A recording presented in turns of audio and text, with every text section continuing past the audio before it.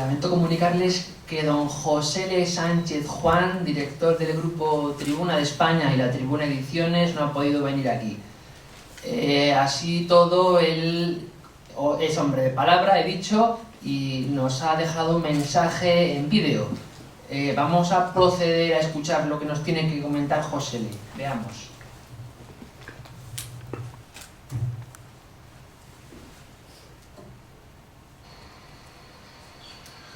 Hola, buenas tardes. Soy José L. Sánchez, soy el director general del Grupo Tribuna de España y a su vez el director de la Tribuna Ediciones.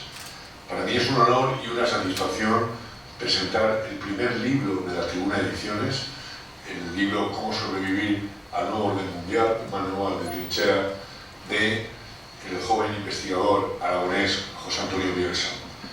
Me hubiera gustado estar con todos ustedes, pero las circunstancias especiales en las que estoy viviendo me hacen imposible estar hoy en la sala que espero esté emocionada, esperando el momento de que comience a hablar el verdadero protagonista del acto, que es José Antonio Bielsa. A mí ha habido algo que me ha emocionado, que ha sido la dedicatoria del libro, porque José Antonio Bielsa dice a José L. Sánchez, modelo de integridad insobornable. José L. Sánchez no es modelo de nada, pero la integridad sí que la considero insobornable.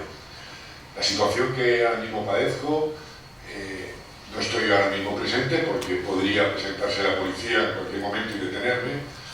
Tengo 7 querellas criminales, 2 investigaciones fiscales, todo eso por ser consecuente, por tener una integridad insobornable. Decía que yo no soy modelo de nada, pero sí que deberíamos empezar a retomar esos valores donde todavía hay cosas que no tienen precio y que no se pueden sobornar. El llegar a mantener determinadas posturas causa daños colaterales, sobre todo a los seres más queridos, causa la incomprensión, sobre todo de los seres más queridos, pero uno llega a un momento en su vida en el que tiene que elegir entre el camino que Dios le ha puesto y la comodidad.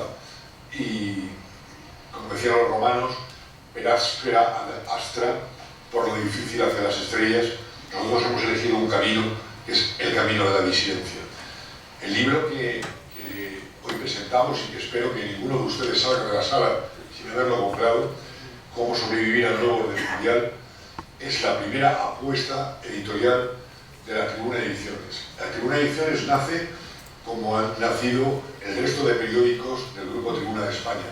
La Tribuna de España, la Tribuna de Málaga, la Tribuna de Extremadura, la Tribuna de la provincia de Cartagena, la Tribuna del Reino de Valencia, la Tribuna de Granada, la Tribuna de Ceuta, la Tribuna de Melilla. Como nació la Tribuna de España Radio, como ha nacido la Tribuna TV, como un medio alternativo para despertar conciencias, basado fundamentalmente en 3 pilares. El primero, un patriotismo sin ningún tipo de complejos. El segundo, un periodismo que emana del humanismo cristiano, es decir, independientemente de las convicciones religiosas de cada uno, entendemos que el hombre es el eje del sistema y que la verdad y la justicia son categorías permanentes de razón que no son sometibles a la voluntad popular, que la mitad más uno no puede decidir lo que es verdad o lo que es justo. O como decía José Antonio Primo de Rivera, que la verdad es verdad aunque consiga 100 votos, y la injusticia es injusticia aunque consiga 100 millones de votos. Y el tercer pilar en el que nos basamos es el pilar de la defensa de un modelo de periodismo insumiso con los poderosos y perseguidor implacable del crimen. Esto nos ha llevado a perseguir de manera implacable la pederastia de cuello blanco, que es el peor delito que se puede cometer, el delito de robar la inocencia a los niños, que en España está instaurado desde el régimen del 78 en las más altas magistraturas de la nación. Nos ha llevado a perseguir la mafia bancaria, la mafia judicial, la mafia fiscal y la mafia de las cloacas del Estado. Y todo eso a mí personalmente me ha llevado a una situación en la que primero cada movimiento mío, de los pocos que hago, tiene que ir acompañado de unas medidas importantes de seguridad, porque aunque esté dispuesto a dar la vida por la causa, vamos a intentar ponérselo lo más difícil a los malos y no entregar la vida como si fuera un fuego de artificios. Y segundo, también es muy complicado mis movimientos, porque ahora mismo es la propia justicia la que en cualquier momento puede volver a detenerme por quítame allá esas pajas. Les comunico que la detención que sufrí, la última, fue simplemente por publicar un artículo titulado "Yo no te creo", diciendo que no creía a la víctima de la manada de los Sanfermines, un artículo que era una defensa absoluta de las mujeres violadas y que consideraba que la falsa denuncia de violación, como la falsa denuncia de malos tratos, es el peor servicio que se le puede hacer a la mujer que de verdad está sufriendo por una situación de este tipo. Pero hoy no vengo a hablar de eso, hoy vengo a presentarles brevemente el libro de José Antonio Bielsa, y yo quiero decir muy poco de él, solo que el nuevo orden mundial no es ninguna cuestión conspiranoica que entre en la mente de algunos que estamos locos, ¿no? Yo no sé si a ustedes les pareceré que soy un desequilibrado mental o si les pareceré todo lo contrario, pero el nuevo orden mundial es una agenda perfectamente establecida, una agenda satánica que pretende subvertir los valores tradicionales que nos han hecho ser lo que somos como nación y como continente, y que pretende convertir al mundo entero en un arma en manos de los peores enemigos que puede tener el ser humano. José Antonio Bielsa, con este libro, con un libro muy valiente, con un libro muy sencillo de leer, nos hace una aproximación a ese nuevo orden mundial, que de verdad existe, nos da las claves para cómo percibirlo en una televisión adoctrinadora, cómo percibirlo en una sociedad uniformada, cómo percibirlo en una sociedad abocenada, en una sociedad escuálida, gris, despersonalizada, que como un rebaño de borregos simplemente atiende a la llamada del pastor. Y lo bueno que tiene el libro de José Antonio Bielsa es que es muy fácil de entender y que además, como bien dice la segunda parte del título, es un manual de trinchera. Es un manual de cómo protegernos, de cómo prevenirnos, es una profilaxis contra ese nuevo orden mundial. Les invito a escuchar con atención la presentación de José Antonio Bielsa. Les invito a que todos ustedes salgan con este libro en sus manos, porque de verdad va a ser una inversión en ustedes mismos, va a ser una inversión en saber dónde estamos, de dónde venimos, hacia dónde vamos, quiénes intentan dirigir nuestras vidas e intentar oponerse.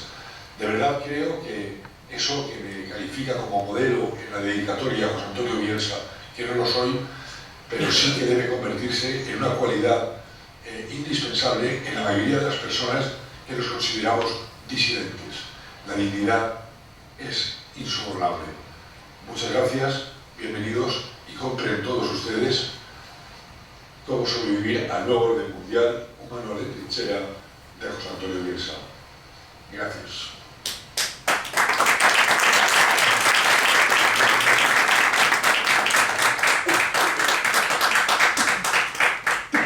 Ahora, perdón, tenemos un vídeo de Adrián Salvucci, que es el prologuista del libro. Sí, gracias, Javier. Y nos quiere dar otro comunicado importante desde la Argentina. A ver, sí. Vale, perfecto. Vale, adelante. No, este no es. Perdón. Hola, buenas tardes. Soy José Sánchez. Ahí es.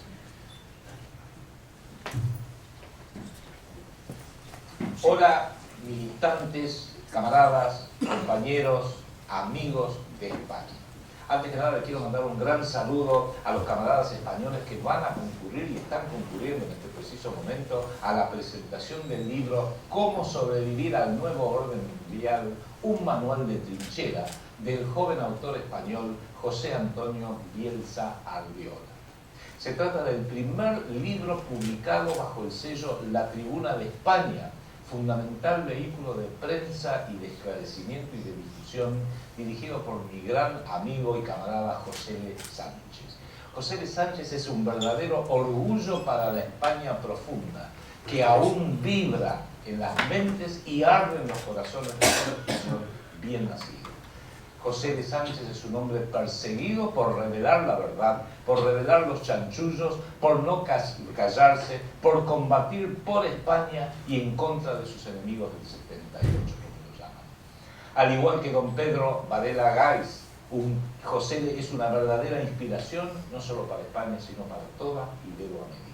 Este 12 de mayo se presenta el libro del joven Biela Arriola, Cómo sobrevivir al nuevo orden mundial, en la ciudad de Zaragoza, y próximamente se hará en Madrid, en Barcelona y otras ciudades de la península española.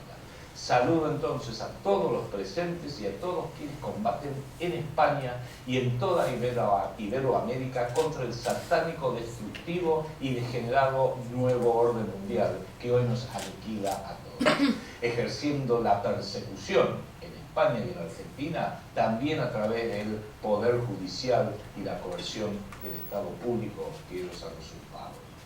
Nosotros todos somos la disidencia, somos la resistencia, somos la auténtica revolución popular y nacional que tanto en España como en mi patria Argentina queremos restaurar el orden, queremos restaurar las leyes que auténticamente benefician al pueblo, queremos restaurar el honor nacional que España, Argentina y prácticamente toda Iberoamérica hemos perdido.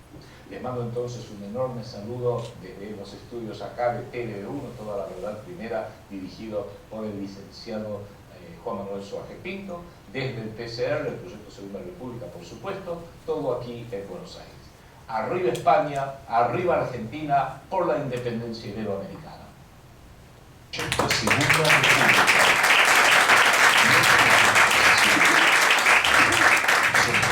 La resistencia. Qué bien suena lo que dice. Tras la intervención de Sargucci, la presentación de la presentación la va a hacer Ricardo Parra. Cuando quiera, Ricardo. Gracias. Buenas tardes a todos y bienvenidos a esta presentación de la primera entrega de un nuevo sello editorial, La Tribuna Ediciones, que recoge una serie de investigación de historia de la cultura en torno al tema del nuevo orden mundial. El autor del libro es José Antonio Bielsa Arriol, articulista, historiador, crítico cinematográfico, docente y escritor, colaborador habitual en múltiples publicaciones digitales, El Diestro, El Español Digital, El Correo de Madrid, Hispanidad Católica o La Tribuna de España, por citar solo algunas.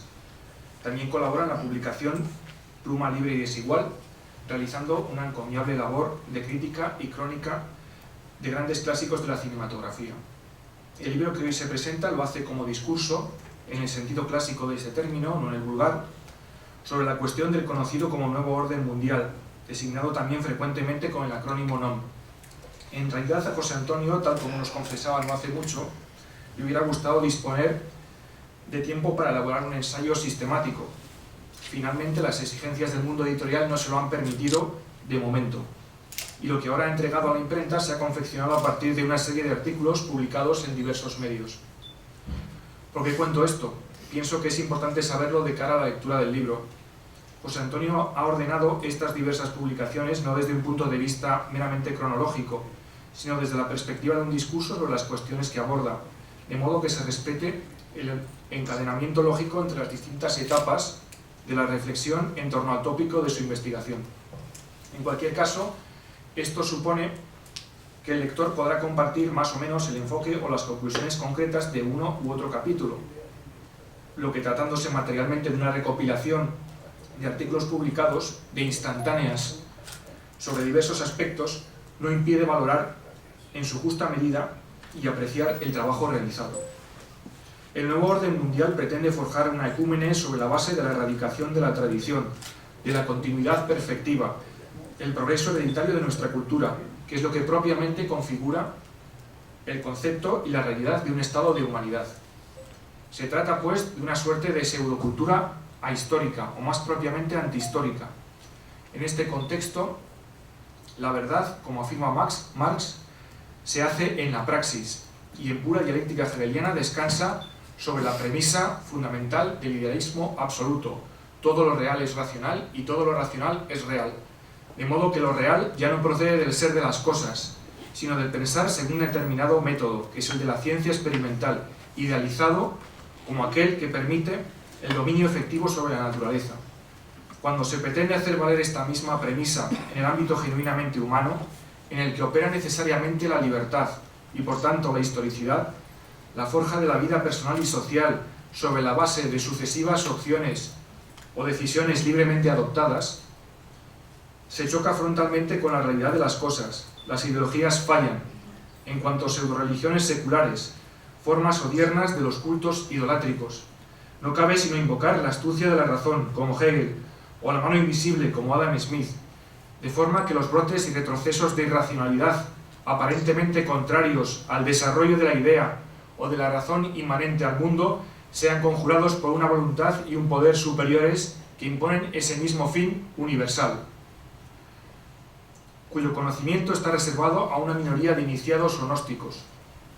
Esta suplantación fraudulenta del anhelo humano de universalidad, un anhelo de origen y destino indudablemente divinos, trascendentes, es lo que hoy conocemos como nuevo orden mundial, la eclosión última de un proceso histórico de demolición de la cultura, conocida tradicionalmente como cristiandad, heredera universal de la filosofía griega, el derecho romano clásico y la revelación de Dios transmitida en primer término al pueblo hebreo y en Cristo completa y definitivamente a toda la humanidad a través de la Iglesia por él fundada. En 1948, Richard Weber publicaba su obra quizá más célebre, Ideas Have Consequences. Las ideas tienen consecuencias. ¿Cuál es su tesis central? La decadencia de Occidente tiene su origen en el triunfo del nominalismo en la escolástica tardía. De nuevo a la palestra la controversia de los universales. La famosa navaja de Occam, non sum multiplicanda entia sine necessitate. Es decir, ¿qué es un concepto? Al final es flatus vocis, una palabra, un signo convencional. Se abre paso al voluntarismo, al racionalismo, al positivismo. La verdad es el dominio del hombre sobre la naturaleza a través de la ciencia experimental, no la adequatio regit intellectum. En consecuencia, no se puede conocer el ser de las cosas, su realidad. De este punto arranca la erosión paulatina pero incesante de las jerarquías y grados del saber, de la academia, del arte y de la moral, el triunfo del cinismo y del escepticismo, que Weber ejemplifica en una serie de hechos históricos que él pudo presenciar en torno a la génesis y el desarrollo de la Segunda Guerra Mundial, y que culminan en el surgimiento de lo que denomina el gran estereóptico, un constructo emergente que sirve para manipular las conciencias, para manipular las creencias y sentimientos de la población, y en última instancia para separarla de su humanidad a través de la mercantilización de la verdad. Weber se hace así eco de lo que por aquellos mismos años había apuntado C.S. Lewis en su obra La abolición del hombre, otro noble alegato contra la civilización del consumismo. José Antonio nació en 1984, quizá un presagio que recuerda a la conocida distopía de George Orwell, titulada precisamente 1984. Algunos de los conceptos que Orwell maneja en 1984 revisten desgraciadamente una palpitante actualidad. Una sociedad donde la intimidad personal y el pensamiento genuinamente humano están proscritos. La neolengua o reducción del lenguaje a lo políticamente correcto, donde lo que no forma parte de esa neolengua no puede ser pensado porque no es, entre comillas, democrático. La reescritura de la historia al servicio de la oligarquía gobernante, etc. Resultan en este sentido muy aleccionadoras las palabras que escribió el mismo Orwell en un ensayo titulado significativamente Mi guerra civil española. Ya de joven me había fijado en que ningún periódico cuenta nunca con fidelidad cómo suceden las cosas. Pero en España vi por primera vez noticias de prensa que no tenían ninguna relación con los hechos, ni siquiera la relación que se presupone en una mentira corriente. En realidad, vi que la historia se estaba escribiendo no desde el punto de vista de lo que había ocurrido, sino desde el punto de vista de lo que tenía que haber ocurrido según las distintas líneas de partido. Estas cosas me parecen aterradoras, porque me hacen creer que incluso la idea de verdad objetiva está desapareciendo del mundo. A fin de cuentas, es muy probable que estas mentiras, o en cualquier caso otras equivalentes, pasen a la historia. En Cómo sobrevivir al nuevo orden mundial, José Antonio Bielsa trata de introducirnos en la trama del pensamiento único, a veces también etiquetado como pensiero débole, y vulgarmente conocido como lo políticamente correcto. No se pueden entender los últimos 300 años de la historia universal si no se comprende el proceso dialéctico que se ha desarrollado a lo largo de este período. La dialéctica hegeliana constituye una suerte de lógica construida a partir de la negación consciente y deliberada del principio de no contradicción, que afirma que una cosa no puede ser y no ser al mismo tiempo y por la misma razón. En otras palabras, se trata no ya del discurso humano en torno a la realidad conocida, sino de la dialéctica entendida como medio de control y más aún de transformación de la realidad misma. Dialéctica que es sistemáticamente pensada, planeada, ejecutada y permanentemente actualizada para crear la realidad en función de la contradicción. La dialéctica procura en el orden actual de cosas la revolución permanente, el perfecto equilibrio de un estado teóricamente controlado de tensión y conflicto, de tal forma que cualquiera que ose tomar parte por uno de los actores dialécticos en pugna quedará entrampado en el sistema. Se trata de la distorsión total de la realidad, incluida la subversión de la historia, del pasado y de la memoria, y no menos del futuro, que invita a los esclavos del nuevo siglo al ejercicio mental de lo que George Orwell, en su ya citada obra 1984, denomina el doble pensar, que consiste en aceptar como verdaderas dos proposiciones absolutamente contradictorias o antagónicas, como fruto del continuo bombardeo que los agentes de la verdad o memoria histórica y en general de la opinión pública hacen a través de los mass media. Y ahí es donde reside uno de los grandes méritos de la obra que hoy nos presenta José Antonio Bielsa.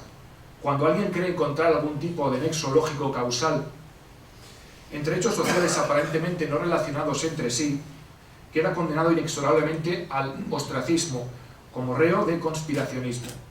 José Antonio en este libro no solo va devanando hábilmente el ovillo sofístico del relativismo global, sino que al tiempo que lo hace nos proporciona las herramientas intelectuales para construir en positivo un orden social de escala auténticamente humana. Por eso, entre otros muchos motivos, no de menor importancia el de la limpia prosa del autor, pienso que la lectura de este libro puede resultar sugestiva, revestir un interés que dependerá también, indudablemente, de la postura proactiva del lector, que no puede pretender, sin más, que le expliquen las cosas, que le transmitan un relato, sino que debe empeñarse seriamente en la reflexión a partir de los datos que se le aportan. Me estoy extendiendo demasiado en mi afán de despertar este interés, por lo que concluyo ahora mismo, dando paso a esta presentación de un libro destinado a convertirse en un valioso cuaderno de bitácora para la navegación en las procelosas aguas del nuevo orden mundial. José Antonio, por favor, cuando quieras.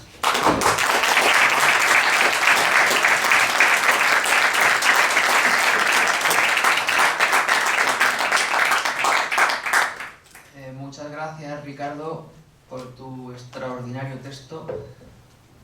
Bueno, yo no soy tan erudito como Ricardo. Voy a hacer algo bastante más modesto, que va a ser presentar un PowerPoint en base a una lectura compasada del mismo. Voy a utilizar también la improvisación y a la luz del enfoque que intente darle, ustedes al final podrán preguntar las dudas que tengan. La cuestión pertinente es la siguiente. Lo ha dicho José Le en el pórtico de entrada, ¿no? El nuevo orden mundial es, ¿no? Partimos del hecho de que no es una entelequia, es un hecho en proceso y en progreso. Por tanto, no podemos ni debemos dudar de la hoja de ruta debidamente establecida. Avanza, avanza y avanza. Este libro que acabamos de sacar a la luz, de haber sido publicado en Argentina, en Argelia, o no sé, o en Hong Kong, habría tenido, sin lugar a dudas, pues una sensación tal vez de retardo, ¿no? Una obra que nace tal vez tarde. Pero creemos que en España, concretamente, donde la población acusa una cierta somnolencia espiritual, pues es un libro que no llega tarde. Llega en momento propicio para replantearse este tipo de cuestiones que más tarde o más pronto nos van a afectar de lleno y conviene estar alerta, conviene estar ojo a visor, porque lo que se nos viene encima es terrible y casi nadie es consciente de ello. Por lo tanto, la pregunta de partida es la siguiente. ¿El nuevo orden mundial es? Sin duda es. Hace 15 años hablar de esto pues le llevaba al estudioso a ser tildado de conspiranoico, bueno, una serie de epítetos que terminaban por menoscabar su crédito. Hoy en día, al menos desde el 11 de septiembre del año 2001, las teorías de conspiración han quedado ya encerradas en el cajón y ya es hora de pasar a hacer una lectura más consecuente de la historia. ¿Cómo abordar el estudio del nuevo orden mundial? Les propongo, a partir de esta imagen, que entiendo como metáfora del conocimiento a la hora de acceder al nuevo orden mundial, los diferentes estratos a partir de los cuales puede estudiarse y asimilarse. Si observan en la parte superior del iceberg, verán por encima de la línea roja lo que podemos denominar límites de la corrección política, aquello que conviene al sistema ser emitido y difundido. Todo aquello que esté por encima de esa línea roja es simplemente la voz del sistema, el discurso non, llamémoslo así. Por debajo de esa línea roja nos encontramos con diferentes niveles de disidencia, como puede ser la disidencia controlada, que es simplemente una pequeña concesión del sistema a aquellas voces un poco más, avanzadas en el discurso, y luego estaríamos ya hablando de la disidencia real. ¿Qué es la disidencia real? Resulta tan ambiguo dar una definición exacta que nos abstendremos de ello. No obstante, sí que es preciso matizar que hay diferentes grados de disidencia.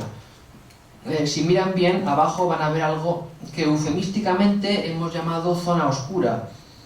Aquellas personas más avezadas en la sala que tengan un cierto conocimiento de la simbología iluminista no tendrán problema en identificar abajo un ojo bastante reconocible, que es obviamente el Udyat, el ojo de Horus, ¿no?, que aparece en los billetes de dólar. Todo aquello que se cuece en la zona oscura, en sus diferentes gradaciones, es cosa que pasa desapercibida al 99% de la población y que, sin embargo, está ahí, cociéndose lentamente. Todo cuanto nos llegue de esa zona nos llega siempre en diferido y son informaciones muy privilegiadas que pueden oscilar desde el asesinato de JFK hasta, por ejemplo, la extraña muerte de Diana de Gales. Todo esto está escrito en la agenda del nuevo orden mundial con un objetivo claro, que es ir avanzando hasta consolidar lo que va a ser el establecimiento de un gobierno mundial. Suena drástico, tal vez preapocalíptico, pero es así. No vamos a negarlo, desde luego. Abordemos ahora la cuestión relativa a la pirámide demográfica del nuevo orden mundial. Simplificando mucho, esto es lo que hay. Es un 1%, digamos, que sería la élite versus a ese 99% que vamos a llamar el rebaño. Entiendo que no tenemos aquí a nadie de la élite, a ningún oligarca, por lo tanto nos ubicaríamos en el 99%, es decir, el rebaño, la borreguiza, creo, ¿no? La cuestión es que estas pirámides pueden ir oscilando, variando según el enfoque. No voy a cargar mucho las cintas, pero sí que quiero centrarme en el modelo economicista. Hay unas pirámides que pueden ser de carácter esotérico, no es el caso. Vamos a fijarnos en esta pirámide, donde vemos cómo entre los ciudadanos y las élites financieras que manejan los capitales globales, hay una serie de entidades o entes que hacen las veces de intermediarios y cuyo objetivo, ¿verdad?, es ir dirigiendo y fagocitando los intereses mismos de esa élite de acuerdo a sus intereses. Por encima de los ciudadanos vamos a ver los gobiernos, los políticos, los parlamentos, que tristemente suelen hacer las veces de testaferros de esas bancas sistémicas y evidentemente la banca mundial. Pero demos la voz a los artistas, por así decir, de la construcción, a los albañiles, porque casi todos ellos son miembros de la masonería, y ellos mismos nos van a explicar qué es esto del nuevo orden mundial, de que vean que no estamos sacándonos nada de la manga. Tenemos aquí a Sir Winston Churchill, masón de alto grado, premio Nobel de Literatura del año 1953, una persona extremadamente difícil de valorar de acuerdo al juicio de la historia. El año que le dieron el premio Nobel de Literatura, curiosamente, estaba nominado el gran poeta Paul Claudel, y cosas extrañas de la Academia Sueca decidieron darle el Nobel de Literatura a Churchill por unas memorias extremadamente plomizas que hoy apenas ya no lee absolutamente nadie. Pero es un dato curioso. Lo que nos dice Churchill es lo siguiente: aquel que no vea que en la Tierra se está llevando a cabo una gran empresa, un importante plan en el cual colaboramos como siervos fieles, está ciego. El propio Winston ya advierte de forma un tanto templadaitas y ambigua de que está pasando algo. Pasemos a uno de los más prominentes miembros del CCR, Nicholas Butler, también premio Nobel. Fíjense que toda esta gente de la oligarquía es gente multipremiada, tengan el premio Nobel, el premio Carlomagno, etc. Son figuras que han sido galardonadas con los más destacados premios. Es curioso. Butler va un poco más allá que Churchill y nos dice una cosa extremadamente importante. El mundo se divide en 3 categorías. Ya estamos de nuevo con las categorías. Las categorías implican una jerarquía. Una primera categoría en la que estarían aquellos sujetos que producen los acontecimientos. Después, un grupo un poco más grande que aseguraría dicha ejecución. Y finalmente, la inmensa mayoría, ese casi 99% de los borreguillos que nunca saben realmente lo que ha pasado. Vamos a otro pez gordo de la familia Rothschild. Bueno, la estructura que debe desaparecer es la nación, sin más, categórico y tajante. La estructura que debe desaparecer es la nación. Lean esto con atención, escúchenlo porque es cierto, la estructura que no es que deba desaparecer, es que está desapareciendo. Tenemos al amigo David Rockefeller, no podía faltar desde luego. David Rockefeller no se muerde la lengua y es muy claro. Estamos al borde de una transformación global. Solo necesitamos una gran crisis que vamos a construir a placer como nos dé la gana para que las naciones antes o después acepten el nuevo orden mundial. No solo son liberales, obviamente, estos albañiles del nuevo orden mundial, también tenemos comunistas y, como no, Mikhail Gorbachev es otro de los personajes más importantes de esta serie de eventos en transformación. Gorbachev ya habla de un nuevo paradigma. Cita también el ambiente, el medio ambiente. ¿Por qué será? Hoy en día estamos bajo una epidemia ambientalista, por así decir, donde cualquier pretexto ético-moral está condicionado por el tema de la ecología. Me parece muy importante, pero miramos también que el peligro relativista de centrar un discurso ecologista conlleva algunos problemas. En fin, lo que dice Gorbachev es que tenemos que cambiar el pensamiento de esas masas para que la humanidad vea el mundo de una forma totalmente nueva, diferente. Y finalmente vamos a la sexta cita, quizá la más radical de todas, la más totalitaria y amenazante, ¿no? La de uno de los miembros notables del clan Warburg, como es James Paul. Guste o no guste, tendremos un gobierno mundial. La única pregunta es si se logrará mediante imposición o por consentimiento. Por imposición o consentimiento. Es tremendo. Viendo la adormecida sociedad española de nuestros días, yo doy por hecho que va a ser por consentimiento. Porque esto no despierta. Y es sintomático de que algo está pasando. Va más avanzado el nuevo orden mundial de lo que creemos. No les quepa la menor duda. Bueno, esta presentación tiene el objetivo de ser ilustrativa. Para ello voy a seleccionar un montaje de imágenes con el objetivo de que reflexionen a partir de su más prosaico día a día sobre una serie de eventos que constituyen, por así decir, la agenda de nuestras tristes existencias grises en este mundo cada día más feo, donde el espíritu está totalmente constreñido por las tecnologías y esa fealdad monstruosa que ha costado siglos, ¿verdad?, de imponer, ¿no? En la primera, por cierto, antes de nada, es muy importante que se queden con esto, que va a ser el leitmotiv de la presentación. El conocimiento aislado de las partes no va a permitir discernir nunca el significado oculto de la totalidad del mapa.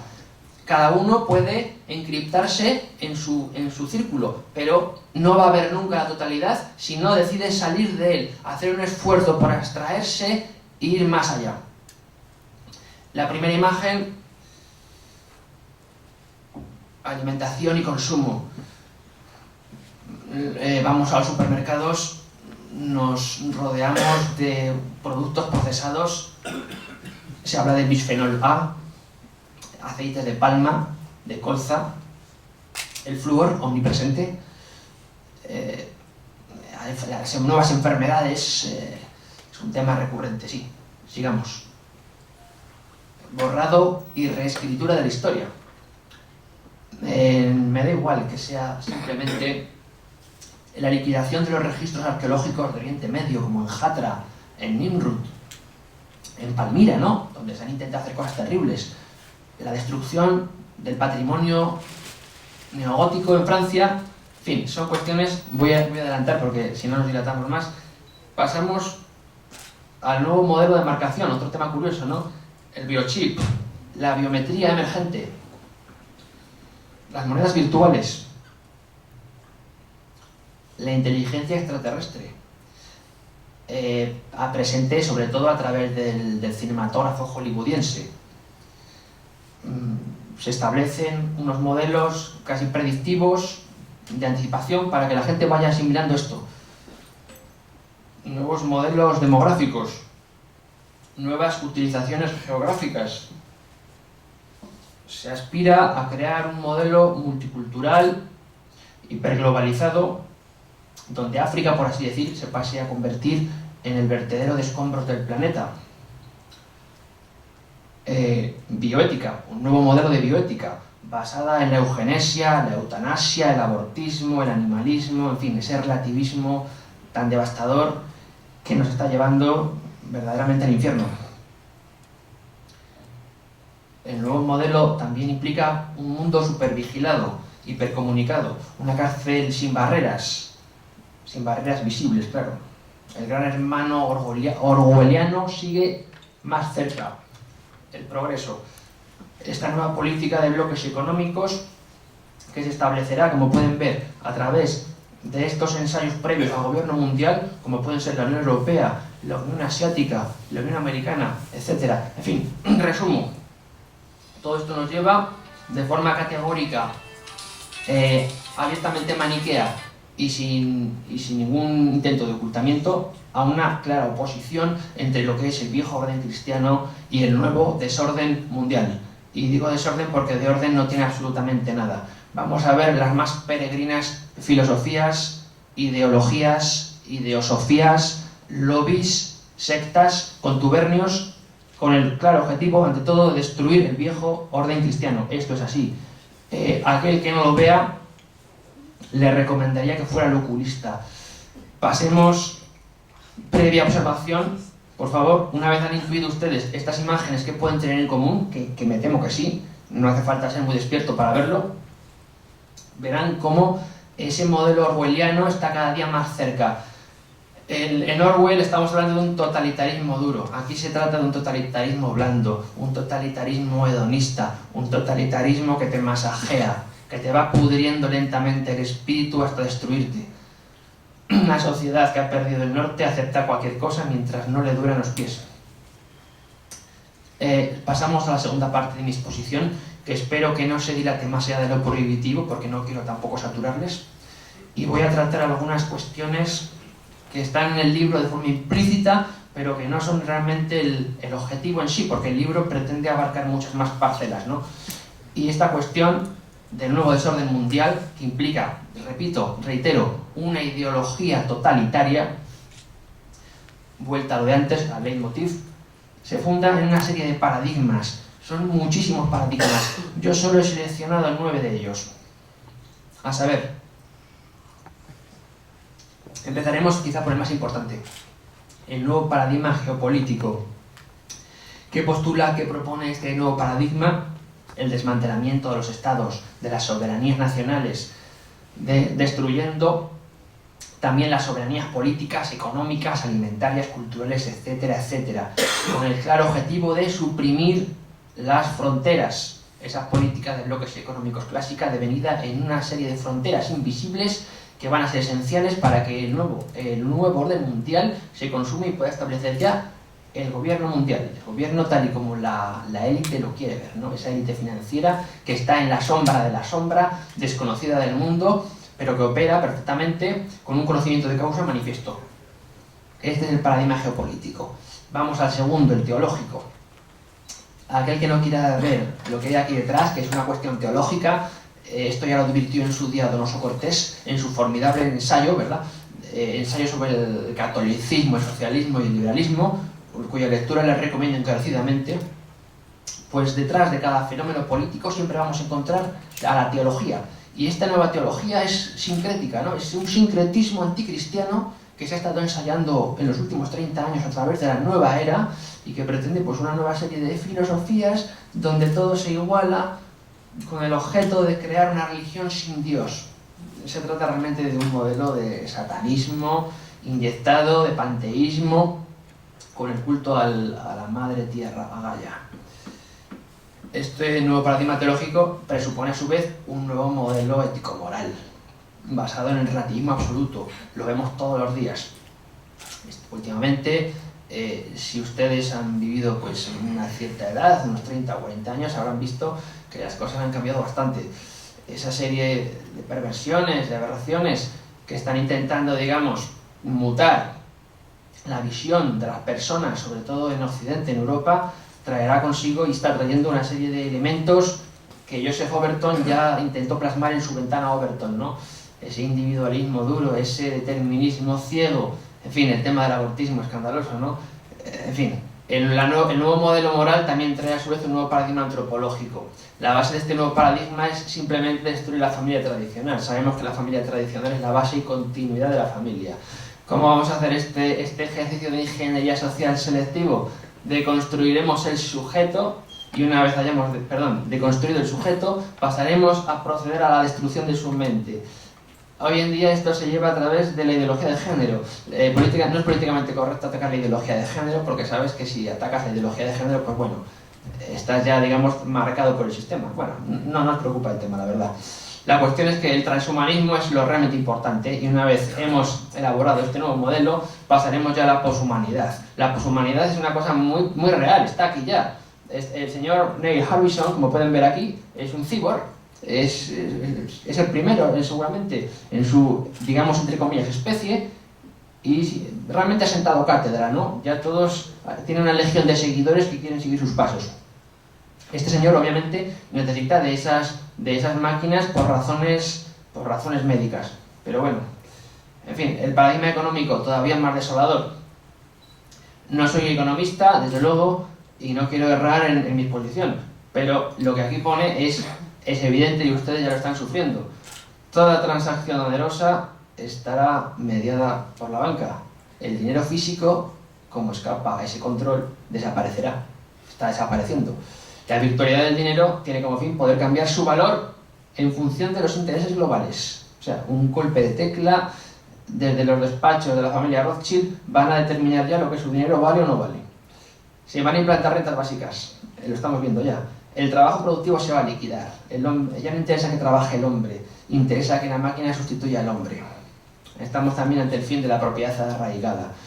En fin, es terrible aquellas personas que tengan algún atavismo por la tierra, por el campo, por las propiedades de sus antepasados, que sepan que eso también dentro de poco les será arrancado de las manos. El nuevo paradigma estético al que soy especialmente sensible en cuanto a historiador del arte. Yo he sufrido los nuevos planes estos de estudio, devastadores. En la academia he visto cómo me intentaban dar por bueno una concepción del arte que no es tal. Aquí tienen una tela de George Baselich, es lo que se puede tildar de arte degenerado. O sea, es un pintor cuyo mayor logro, sin lugar a dudas, es pues, poner las obras boca abajo. En fin, se trata de... ¿Vamos bien de tiempo?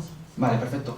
Se trata de legitimar el antiarte para celebrar el no sentido, una orgía basada en la destrucción del lenguaje, para atentar contra la inteligencia, de modo que todo es arte. Cuando van a Arco, cuando vemos los últimos premios Turner o Velázquez, ¿no?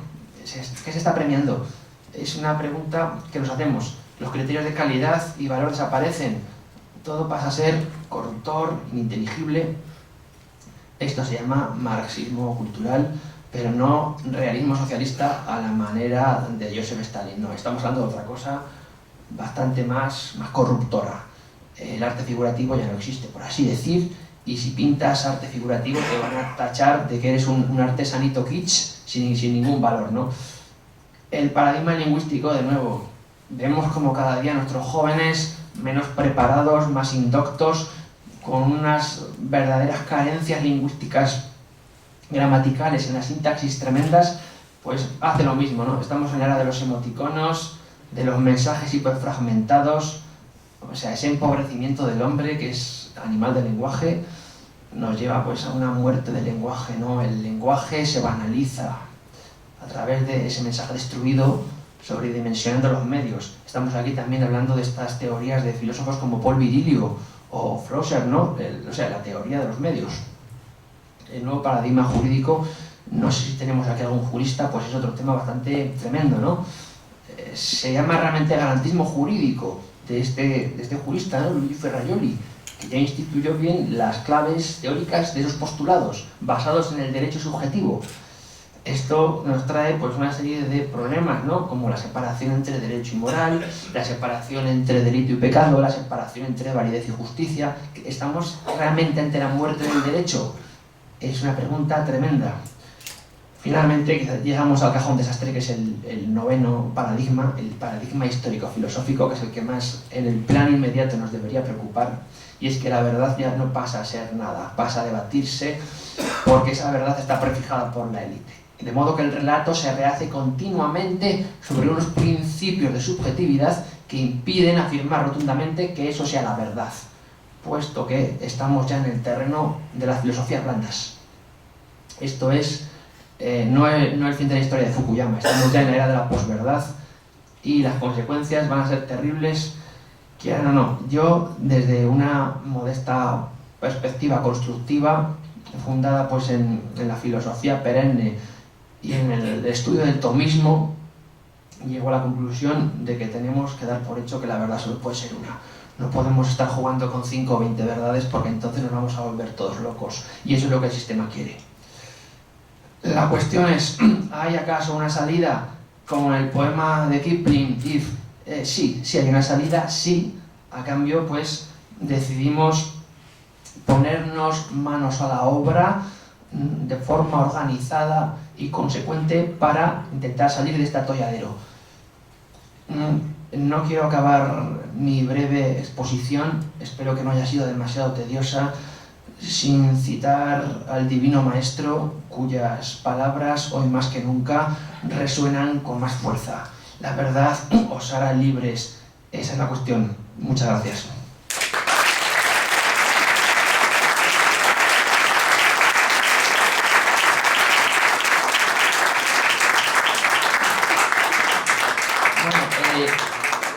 Si a alguien le interesa las preguntas, si alguien quiere hacer alguna pregunta o tiene alguna duda o quiere simplemente disentir de lo que hemos dicho, estamos abiertos a cualquier tipo de crítica, porque creemos que en el arte del diálogo, de la disputatio, podremos esclarecer realmente los problemas que tenemos, y esos problemas pues parten también a veces de ese grado de incomunicación tan alto en el que nos encontramos.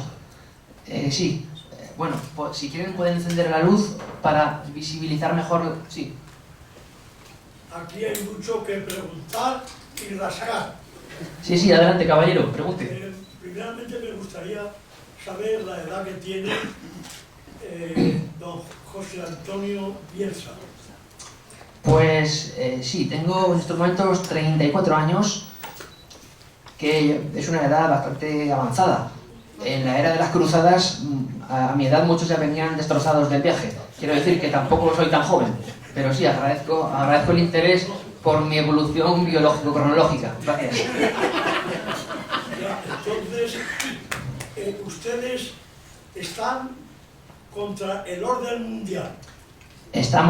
Yo al menos, estamos totalmente en contra del nuevo orden mundial. Estamos a favor de... Sí. Que son los poderes, y nos quieren convertir a todo el mundo o a todos los pueblos en borregos. En una papilla informe, ¿En borregos? una gelatina borreguil perfectamente, sí, diluida, sí. Sí, pero oiga, los humanos podemos acabar con esto, ¿eh? Si a mí tanto me complica la vida, pues los jóvenes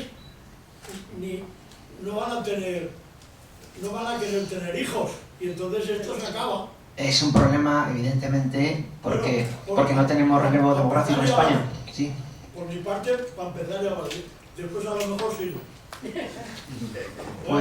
Pues muchas gracias. Nada, a ver, díganos algo. ¿Alguna cuestión más? No, díganos, No, yo, a ver, el libro, insisto, es una obra modesta que pretende apoyarse en algunos argumentos empíricos bastante factibles. No se trata aquí de hacer elucubraciones teóricas de alto vuelo, sino de, usando la filosofía del sentido común escocesa, intentar explicar las cosas como se explicaban antaño en España, de forma muy clara, ¿no? Tenemos el refranero español, que sin duda es uno de los códigos morales más eficaces a la hora de comprender las cosas. ¿Qué más les puedo decir? Si quieren les paso a leer directamente el libro página a página y podemos quedarnos aquí hasta las 3 de la madrugada, pero no sé si sería buena idea. Perdona, ¿no crees que va a ser, no digo imposible porque no hay que consentir eso, pero no crees que va a ser muy difícil cuando el sistema educativo está dedicado a cambiar la sociedad, o sea, haciendo ingeniería social? Es extremadamente difícil y yo lo digo abiertamente, soy católico y concibo que hay una dimensión sobrenatural que no puede ser ninguneada.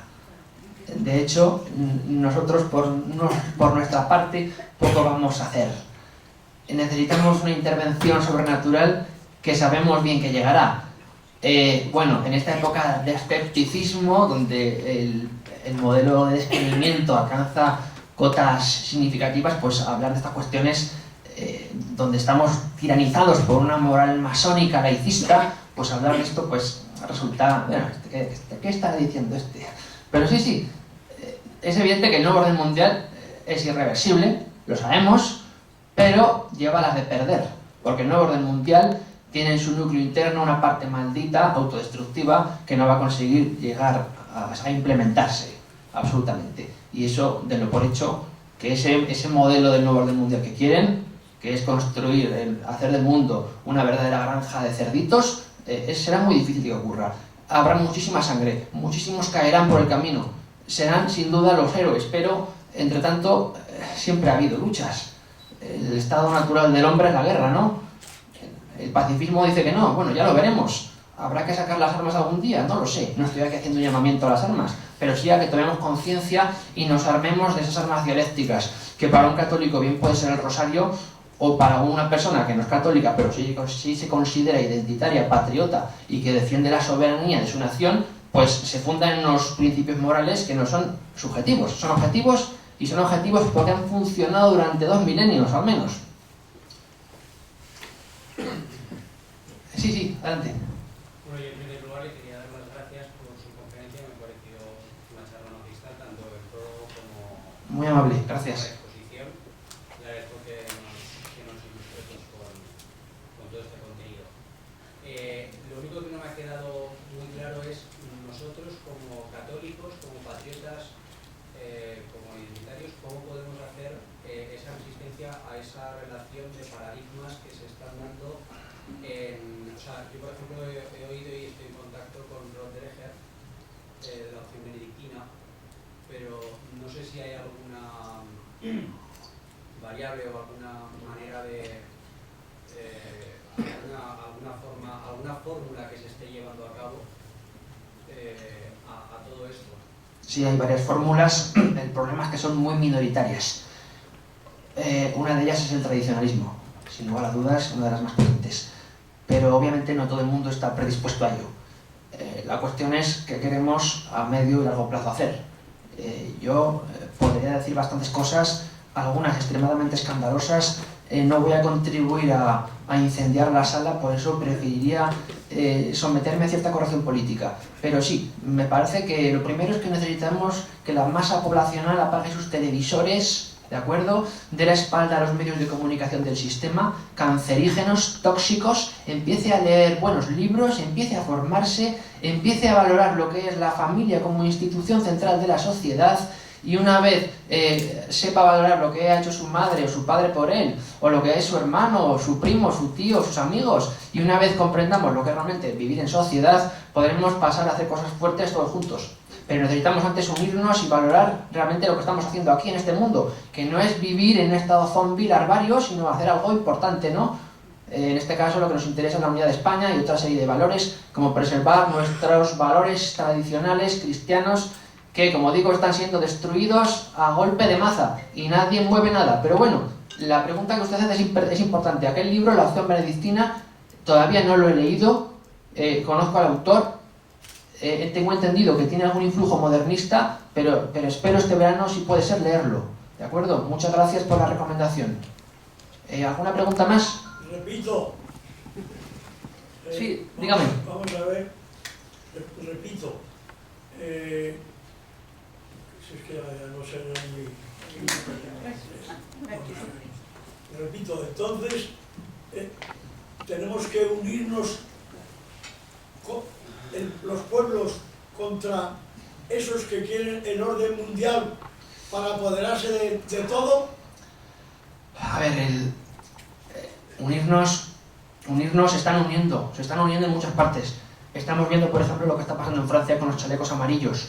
Es un brote de esperanza, pero realmente falta cohesión. No es suficiente unirse.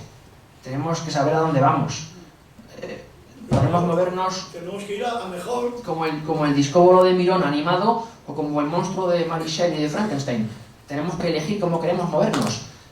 No soy adivino, no tengo el don de la clarividencia para responderle. Pero el primero es que necesitamos despertar las conciencias dormidas.